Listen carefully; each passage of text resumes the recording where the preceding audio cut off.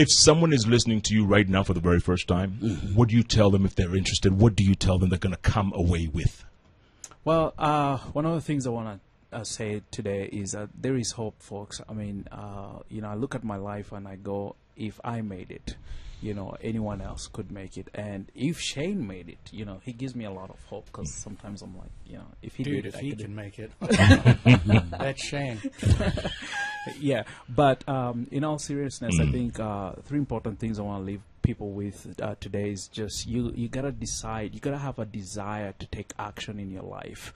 You have to be determined to pay the price, and then you have to decide to act and just be disciplined. I think that's very important. If you don't have that burning desire that just keeps you up at night, wakes you up early morning, it's going to be difficult. The journey is not for the swift, neither is this for just people that are lazy, but this is for people who are hungry, people who are saying, I'm tired of being broke, I'm just tired of my life as it is right now, and I want to make a difference.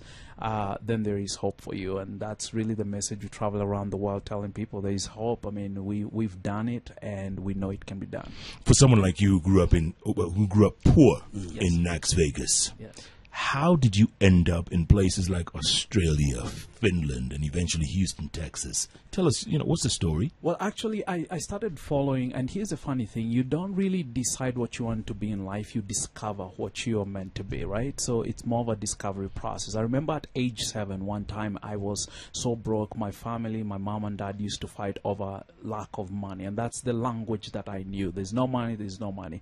And I remember at age 7 one time, I just wanted to take a matatu and go to town, and I asked my dad for money, and he was like, I don't have any money. I was so frustrated, and I was like, there's got to be something better than this in life. So as soon as he left the house, I took all the newspaper that was in the house, and I went and sold it in the butcheries, and to the meat market, and I got some money. Of course, when he came back, he was like, where did you get that money from? And he beat me up, because he was just like, what's wrong with you? Why are you thought you selling my stole newspaper? it maybe, or? Yeah, because he was upset that I sold his, and of course it's just poverty. That's all he knew.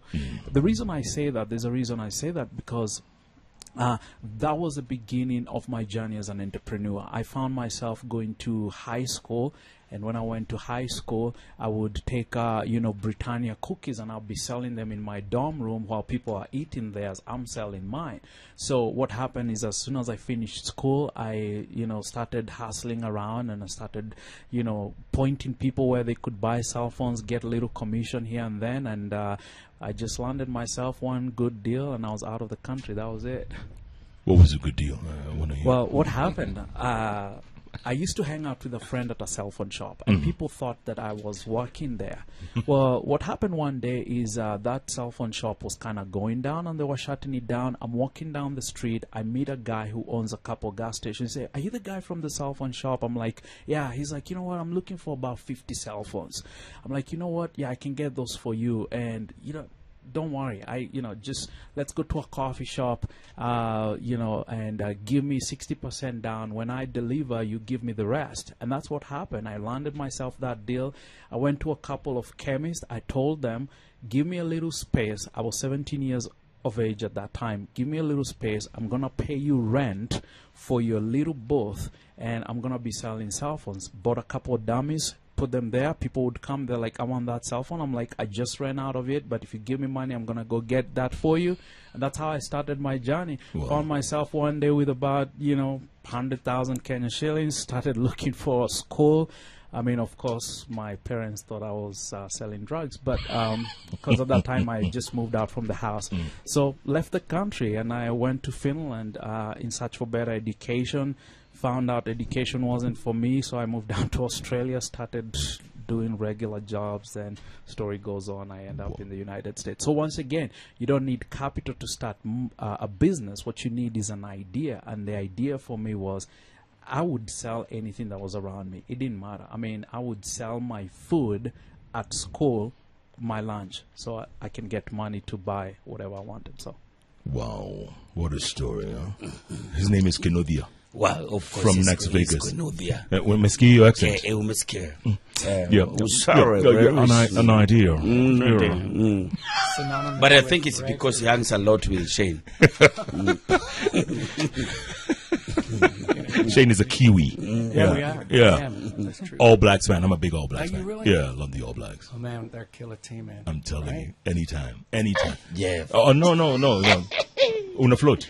Wacha wataenda. We tunabaki tunawe hapa. Siendi mahali. We uko. Shane, a lot of people give up along the journey. You know, they just cannot take rejection. What do you tell them? You know, a lot of people they'll say you need to step out of your comfort zone. I actually don't like that because who wants to be out of their comfort zone?